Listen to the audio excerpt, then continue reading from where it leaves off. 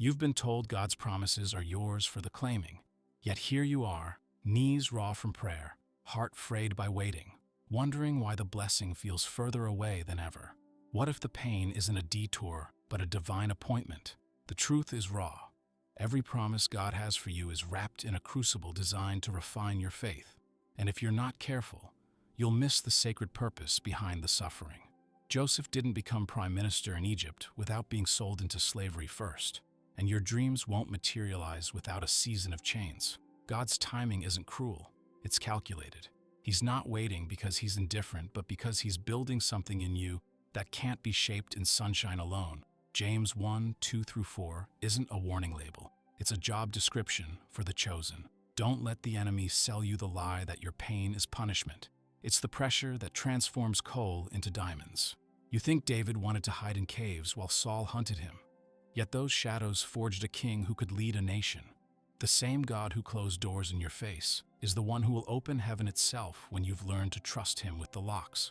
There's a hidden idol in your heart you haven't named yet, a stronghold that only shattering can expose. Ananias and Sapphira discovered this too late. When God delays, he's not denying, he's dismantling. Your tears are the mortar that will build an altar where he'll reveal his glory, just as he did for Elijah on Mount Carmel. If you want the promise, you'll have to endure the fire, because gold doesn't purify itself. Malachi 3:3 isn't poetry. It's a promise that the refiner knows exactly how long you need to burn. The Israelites wandered for 40 years, not because God was lost, but because he was leading them to repentance. Every wilderness moment is a mirror reflecting what still needs to die: pride, control, self-reliance. If you rush through the pain, you'll carry the weight of what you were meant to leave behind. Jesus himself was led into the desert before his ministry began. Do you think you're exempt from the training ground he endured? The devil will whisper that God's forgotten you, but don't believe the bait. The same God who let Lazarus die is the same one who raised him again. John 11:4 wasn't about tragedy, but timing. Your pain isn't pointless. It's prophetic. It's the womb where miracles gestate. When Joseph emerged from prison, he didn't just get a job. He got authority, favor, and a position that saved nations. The prison is not your permanent address. It's your promotion prep. But here's the warning. Many will collapse under the weight of the weight, mistaking silence for abandonment.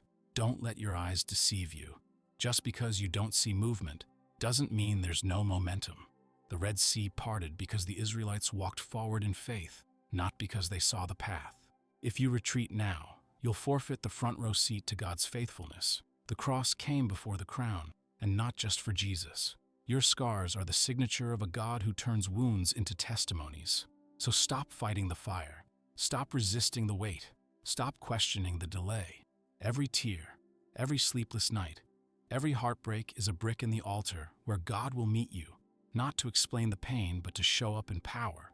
Because when you've been through the furnace, you'll never doubt his voice again. And when the promise finally arrives, you won't just receive it. You'll steward it with the wisdom only suffering can teach. That's why the pain comes first. That's why he allows it. Not because he's cruel, but because he's preparing you for a glory you can't handle yet. The question isn't whether you'll survive the pain. It's whether you'll recognize the purpose in it. And when you do, the suffering will feel less like a prison and more like a promise in progress.